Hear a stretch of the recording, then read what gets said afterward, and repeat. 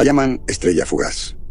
La nave es una embarcación de transporte comercial, utilitaria, funcional. Un gigante de metal diseñado para transportar carga y, ocasionalmente, pasajeros a través de los vastos abismos entre las estrellas. No es un lujoso transatlántico a pesar de los ocasionales clientes adinerados que transportamos. En este momento se siente más como una prisión o un ataúd. Es curioso cómo una nave diseñada para surcar las estrellas puede comenzar a sentirse como una tumba en tan poco tiempo. Han pasado siglos desde que dormí adecuadamente, desde mi partida del instituto. La desgracia aún arde, una herida cruda y supurante bajo la fachada cuidadosamente construida de indiferencia académica. Dr. Enrique Grau, psicólogo deshonrado, paria de la comunidad científica. Llamaron a mi trabajo poco ético, peligroso. Dijeron que estaba jugando a ser Dios, manipulando el tejido de la mente humana. No lo entendieron, por supuesto. Nunca lo hacen. Estos hombres de mente estrecha y sus puntos de vista limitados. Mi investigación sobre la manipulación de la memoria fue revolucionaria, innovadora. Estaba al borde de desbloquear los secretos de la mente humana. El potencial para remodelar la memoria, para borrar el trauma, para reescribir la narrativa misma de la vida de una persona. Imaginen las posibilidades. Un mundo sin dolor, sin arrepentimiento, sin el peso paralizante del pasado. Pero temieron lo que no podían comprender. El miedo es un silenciador poderoso. Acusaciones de mala praxis, experimentación poco ética, el mismo discurso de siempre. Y así aquí estoy, desterrado a las colonias, un leproso profesional buscando refugio en los confines civilizados del espacio.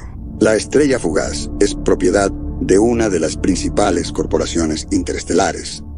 EO Transit, por supuesto. Controlan la mayoría de las rutas comerciales, las puertas de salto y, por extensión, el flujo de información y recursos a través de las colonias. Las puertas son estructuras colosales que puntúan el vacío, permitiendo que las naves atraviesen vastas distancias al plegar el espacio-tiempo momentáneamente. Un atajo conveniente a través del cosmos, siempre y cuando puedas pagar el peaje. La sociedad, incluso aquí en los márgenes, sigue estratificada. La élite adinerada, los señores corporativos, los trabajadores calificados y luego el resto, las masas que luchan por sobrevivir en un universo cada vez más definido por los márgenes de ganancia y los intereses corporativos. Mis compañeros de viaje son un grupo variopinto, un puñado de colonos adinerados buscando un nuevo comienzo en algún planeta recién terraformado, algunos ejecutivos corporativos, todos trajes impecables y miradas nerviosas, probablemente transportando datos sensibles o negociando algún acuerdo lucrativo. Y luego están los trabajadores, los mineros, los ingenieros, los engranajes en la máquina de la expansión interestelar. Paso mi tiempo observándolos, un hábito arraigado de años de práctica clínica. La forma en que se mueven, sus microexpresiones, las sutiles pistas que delatan su turbulencia interna. Los viejos hábitos no mueren fácilmente. Los clasifico en mi mente, asignando diagnósticos, formulando hipótesis sobre sus perfiles psicológicos.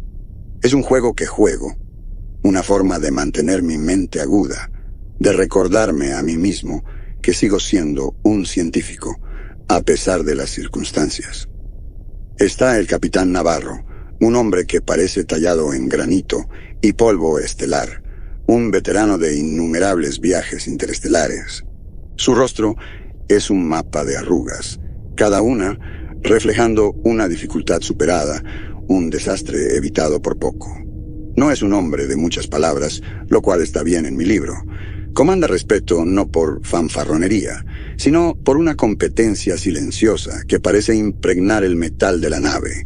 Luego está Cayo, el joven oficial de comunicaciones, apenas un hombre, lleno de energía entusiasta y asombro ingenuo. Está fascinado por la tecnología, por el intrincado funcionamiento de los sistemas de comunicación de la nave, por la inmensidad del espacio mismo. También ha mostrado un interés sorprendente en mi trabajo, o más bien en lo que ha deducido de los informes fragmentados que aún circulan en los rincones más oscuros de la esfera de datos. Me ha preguntado sobre la manipulación de la memoria, sobre la ética de alterar el pasado de alguien. He sido cuidadoso en mis respuestas. Por supuesto, no hay necesidad de atraer atención innecesaria. Y finalmente está Santiago, el ingeniero jefe, un misterio, un hombre de pocas palabras y aún menos sonrisas. Es mayor, con ojos que parecen sostener el peso de galaxias. Se mueve por la nave como un fantasma, un guardián silencioso de su corazón mecánico. Es el único que parece entender verdaderamente la estrella fugaz, sus peculiaridades, sus gemidos, sus susurros. He intentado entablar conversación con él un par de veces, pero es difícil de descifrar. Aún así, siento un espíritu afín, un compañero marginado que ha visto demasiado y dicho muy poco. También he notado los pequeños temblores en sus manos cuando trabaja en una pieza de maquinaria particularmente delicada, un signo revelador de alguien que usa estimulantes, algo no poco común entre la tripulación de larga distancia. La nave incluso tiene una mascota, Chispa, como la llaman, un perro robótico, una reliquia de los primeros días de la exploración espacial. Es una cosa remendada, más chatarra que piel sintética, sus movimientos impredecibles. Recorre los pasillos como un fantasma cibernético de 4 patas. La mayoría de la tripulación lo encuentra reconfortante. Un recordatorio de tiempos más simples, una conexión con un pasado que se desvanece rápidamente en las duras realidades del comercio interestelar. A mí me resulta vagamente inquietante su mirada fija e inexpresiva, un recordatorio de las líneas cada vez más borrosas entre el hombre y la máquina. Paso la mayor parte de mi tiempo en mi pequeña y estrecha cabina, rodeado de mis notas de investigación, los restos de una carrera que terminó tan abruptamente. La colonia, me digo a mí mismo, será un nuevo comienzo, una oportunidad para reconstruir, para demostrarles a todos que estaban equivocados. Intento leer, intento dormir, intento meditar e ignorar el crujido y gemido incesante del casco de la nave. Entonces nos encontramos con la nebulosa roja, una anomalía no cartografiada, una vasta extensión de gas y polvo carmesí que se arremolina en el mar negro entre las estrellas, a años luz de cualquier puerta de salto conocida. Apareció en los sensores de largo alcance, una mancha de color en el negro monótono. Los escaneos iniciales no revelaron nada fuera de lo común, solo otra nebulosa, una colección de partículas interestelares, una nube cósmica. Pero el capitán Navarro estaba inquieto. Ordenó una corrección de rumbo, un ligero desvío para evitar la nebulosa. Solo una precaución, murmuró, sus ojos fijos en las lecturas de los sensores. Pero el espacio, al parecer, tenía otros planes. La nave se sacudió violentamente, lanzándome de mi litera. La estrella fugaz tembló, gimiendo bajo una tensión invisible. Habíamos sido atrapados por la atracción gravitacional de la nebulosa, arrastrados inexorablemente hacia su corazón carmesí. El caos estalló. Los pasajeros gritaron. Los miembros de la tripulación dieron órdenes a gritos. Los sistemas de la nave lucharon por compensar. Luego, tan repentinamente como comenzó, todo terminó. Los temblores cesaron, las alarmas se silenciaron. Habíamos pasado. En los días que siguieron, un silencio inquietante descendió sobre la estrella fugaz. La tripulación, antes bulliciosa y eficiente, ahora se movía como sonámbulos, sus miradas distantes, sus respuestas tardías. La camaradería fácil que había caracterizado sus interacciones había desaparecido, reemplazada por intercambios cortantes y miradas evitadas. Los susurros me seguían por los pasillos, conversaciones apresuradas que cesaban abruptamente cada vez que me acercaba. Noté la forma en que me miraban, con miedo y sospecha en sus ojos. Y luego comenzaron los sueños, sueños vívidos y aterradores que plagaban a todos a bordo. Al principio, los descarté como una respuesta colectiva al estrés del desastre cercano, una ilusión compartida, provocada por la ansiedad y el miedo. La histeria colectiva no sería la primera vez. Pero estos sueños eran diferentes. Eran demasiado reales, demasiado detallados, demasiado proféticos. Yo también comencé a tenerlos, visiones horribles de accidentes, fallos y violencia. Vi a miembros de la tripulación volverse unos contra otros, impulsados por un miedo primitivo que no podía comprender. Vi la nave, mi supuesto santuario, desmoronándose a mi alrededor. Los descarté, por supuesto, tenía que hacerlo. Considerar la alternativa era la locura. Yo era un hombre de ciencia, un psicólogo. Mi propio pasado, mi propia investigación, me había enseñado el poder de la sugestión, la maleabilidad de la mente humana. También me había mostrado los peligros de la creencia descontrolada, lo fácil que la mente puede ser engañada, manipulada, rota. Pero entonces ocurrió el primer incidente, uno menor, afortunadamente. Un contenedor de carga mal asegurado se soltó en la bodega, hiriendo a un trabajador. Fue un accidente, un simple descuido, excepto que había sido descrito con detalle en uno de los sueños, reportado apenas un día antes. ¿Coincidencia? Tal vez. Pero fue suficiente para plantar una semilla de duda, una astilla de inquietud en mi mente. Y en lo profundo, una chispa de emoción. Esto no tenía precedentes. ¿Podría la nebulosa tener propiedades que de alguna manera amplificaran el poder de la sugestión? ¿Podría estar convirtiendo los miedos subconscientes en realidad? Mi curiosidad científica, largamente reprimida, comenzó a agitarse. Este era un fenómeno que exigía investigación. Un fenómeno que podría validar todas mis teorías, que podría demostrarle al mundo que yo tenía razón todo el tiempo. Pero tenía que ser cuidadoso.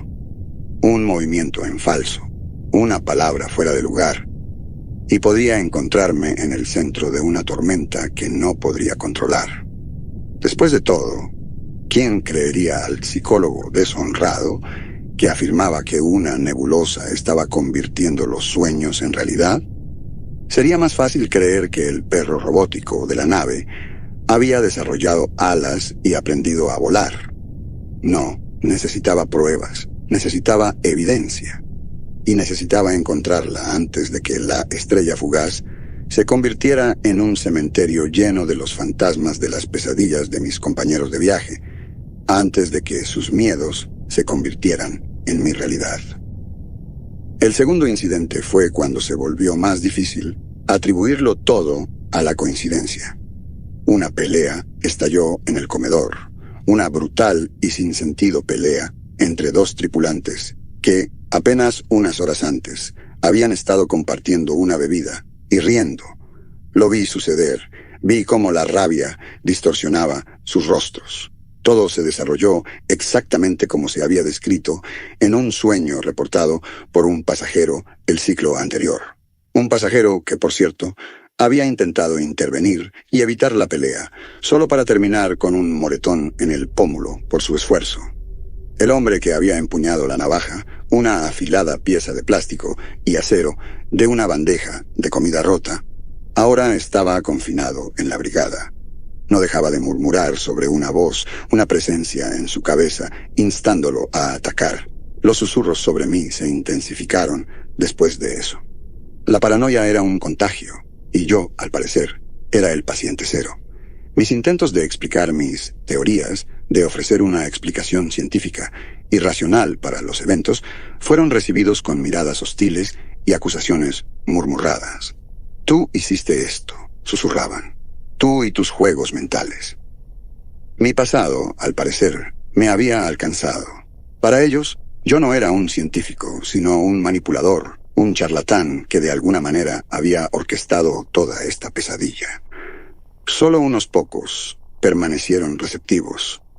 Cayo, naturalmente, fascinado por la confluencia de la tecnología y la psique humana, incluso en circunstancias tan desesperadas. Y, sorprendentemente, Santiago, el ingeniero, un hombre de ciencia en su núcleo, parecía reconocer la lógica desesperada en mis hipótesis, incluso si no las abrazaba por completo. Había visto suficientes cosas extrañas en la profundidad del espacio como para saber que el universo guardaba secretos más allá de la comprensión humana. Los sueños se están intensificando, les dije, caminando de un lado a otro en los confines estrechos de la sala de control de ingeniería. Se están volviendo más frecuentes, más detallados, más violentos. Santiago había logrado crear un pequeño espacio relativamente privado en medio del laberinto de conductos y maquinaria. Se había convertido en nuestro cuartel general no oficial, un santuario de la creciente locura que envolvía al resto de la nave. Cayo, su rostro demacrado por la falta de sueño, se pasó una mano por el cabello despeinado. No puedo seguirles el ritmo. Cada ciclo, más y más miembros de la tripulación los reportan. Es como si la nave se estuviera ahogando en pesadillas.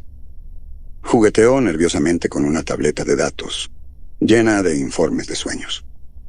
Santiago, con los ojos fijos en un esquema complejo de la red de energía de la nave, habló con su tono medido habitual. La radiación de la nebulosa tiene que ser la causa. Está penetrando el casco de la nave, interfiriendo con nuestros sistemas y, aparentemente, con nuestras mentes. Su voz era tensa, revelando una pista de la tensión que estaba abajo. Mantener los sistemas cada vez más erráticos de la nave, claramente, estaba pasando factura. Es la única explicación, coincidí, armando el rompecabezas. La radiación de la nebulosa está amplificando el poder de la sugestión, convirtiendo nuestras ansiedades subconscientes en eventos tangibles. La mente es una herramienta poderosa, caballeros. Puede crear y puede destruir. Había pasado años estudiando la intrincada danza entre la creencia y la percepción. Y esto era eso, jugándose en una escala que nunca había imaginado. Estábamos atrapados en un ciclo de retroalimentación, un círculo vicioso de miedo y manifestación, y la nebulosa era el director de esta siniestra sinfonía, mi propia investigación. El mismo trabajo que me había llevado al exilio ofrecía la única explicación plausible. La radiación de la nebulosa estaba interactuando de alguna manera con el cerebro humano, amplificando las vías neuronales asociadas con el miedo y la ansiedad. Estaba convirtiendo nuestros miedos más profundos en profecías autocumplidas. Cuanto más creíamos en la inevitabilidad de estos eventos soñados, más probable era que ocurrieran. Me sumergí en mi investigación, desesperado por encontrar una manera de romper el ciclo.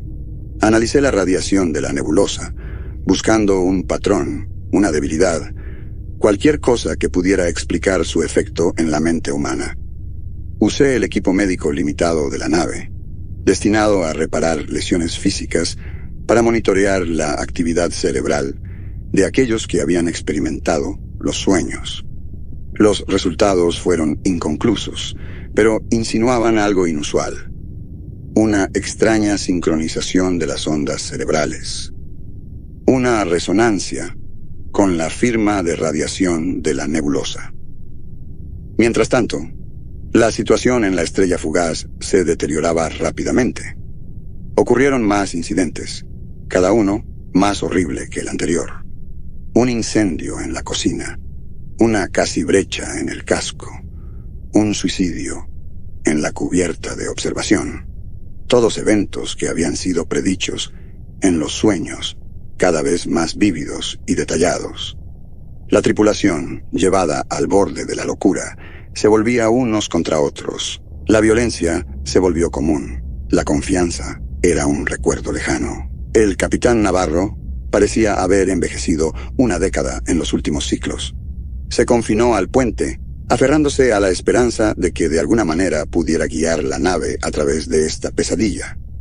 Pero su autoridad se desvanecía, sus órdenes cada vez más ignoradas. La tripulación estaba más allá de su control, más allá de la razón. Me sentí como el único que podía hacer algo, pero no me escuchaban. Solo veían al hombre que solía romper mentes para ganarse la vida. ¿Cómo podían confiar en mí para arreglar las suyas? Sabía que tenía que actuar rápido. Si no encontrábamos una manera de romper el ciclo, la estrella fugaz se convertiría en nuestra tumba. La profecía definitiva, la que atormentaba los sueños de todos, se cernía sobre nosotros. La destrucción total y absoluta de la nave. Aunque muchos habían soñado con el fin de la nave, fue el sueño de Cayo el más vívido y detallado. Una visión aterradoramente precisa de la estrella fugaz desintegrándose en 1.000.000 de piezas, sus ocupantes perdidos para siempre en el frío vacío del espacio. Ese sueño fue el catalizador. Nos empujó a tomar medidas drásticas. Comenzamos a experimentar con formas de contrarrestar la influencia de la nebulosa. Intentamos la privación sensorial, esperando bloquear la radiación. Experimentamos con diferentes frecuencias de sonido, esperando interrumpir la resonancia entre la nebulosa y nuestros cerebros. Nada funcionó. El miedo había echado raíces demasiado profundamente.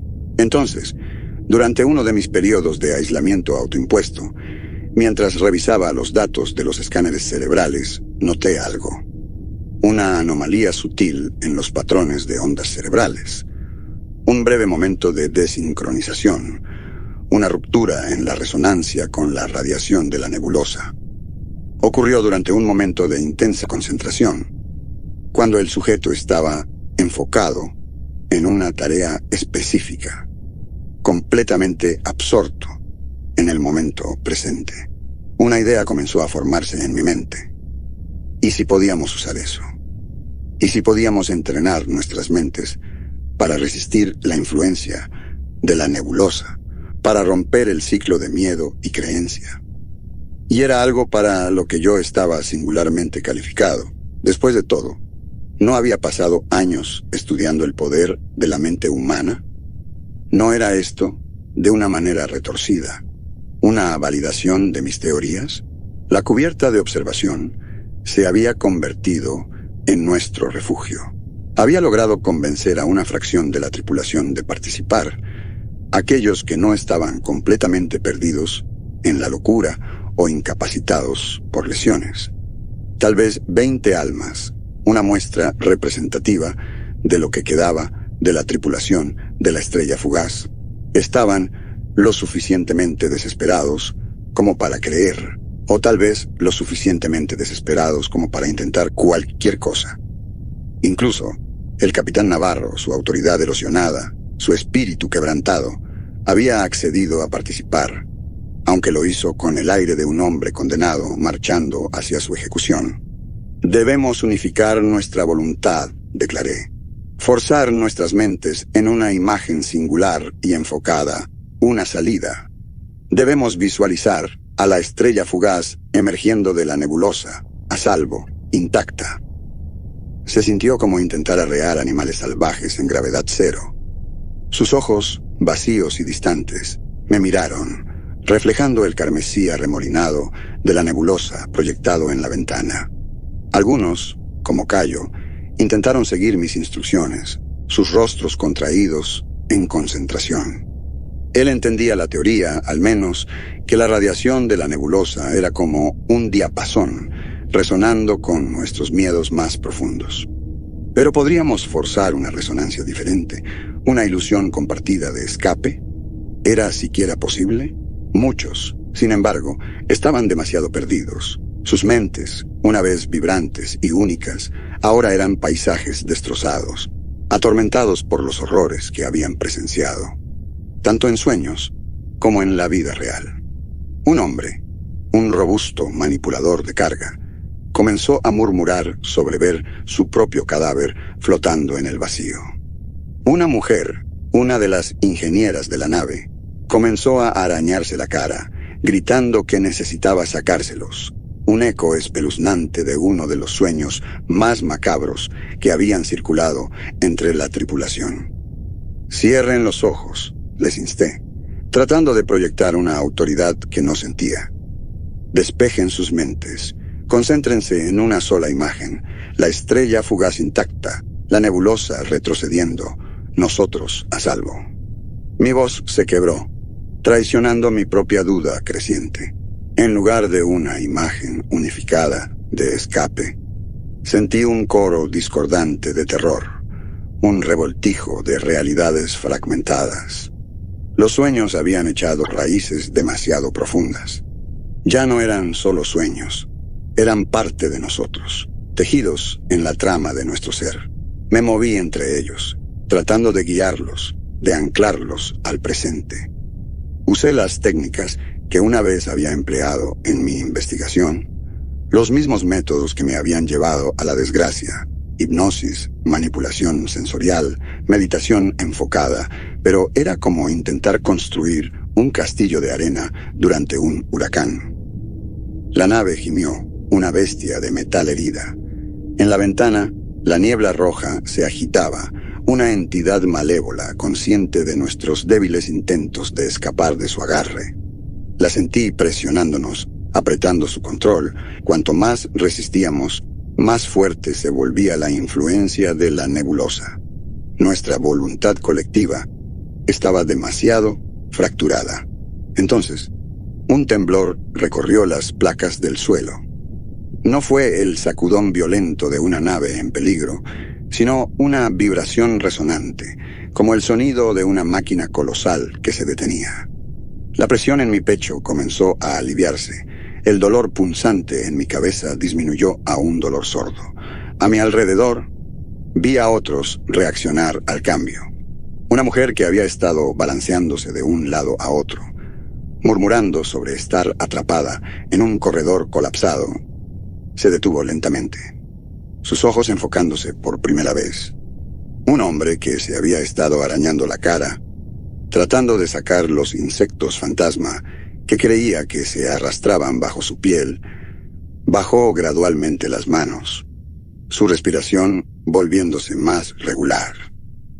El resplandor carmesí de la ventana disminuyó, los gases arremolinados de la nebulosa perdieron intensidad.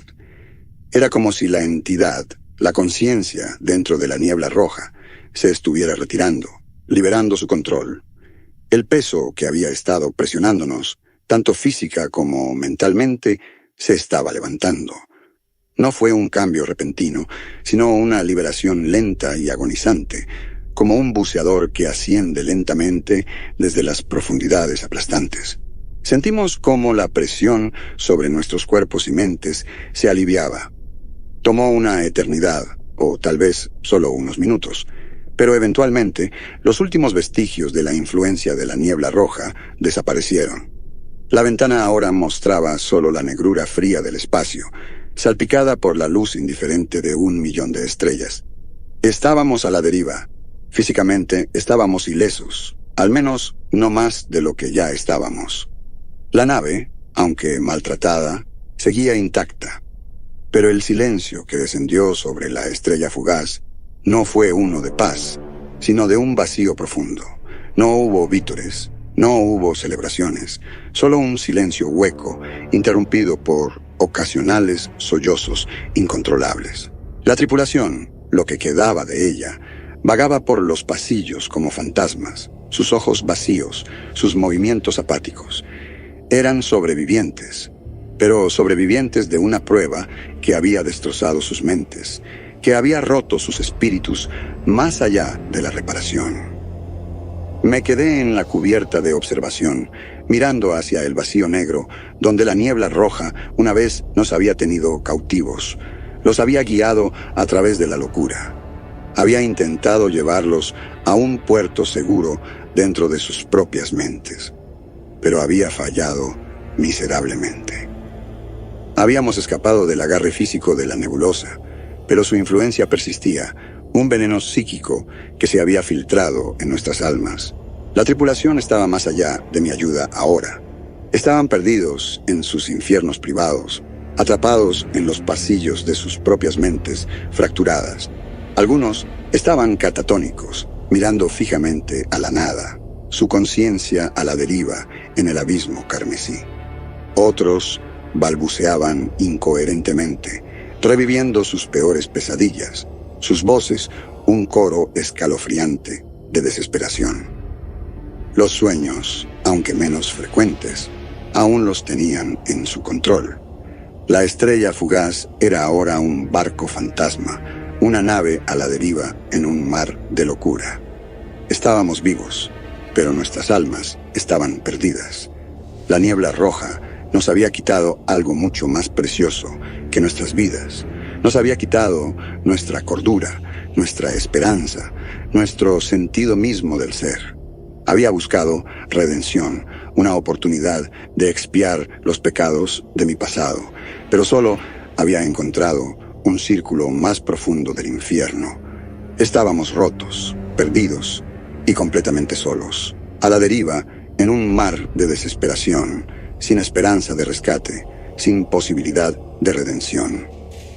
Nuestras mentes ya no nos pertenecían. Estaban, y siempre estarían, atormentadas por la mancha carmesí de la niebla roja. Habíamos sobrevivido, pero al sobrevivir, nos habíamos convertido en algo mucho peor que muertos. Nos habíamos convertido en cáscaras vacías, para siempre atormentadas por los horrores que enfrentamos.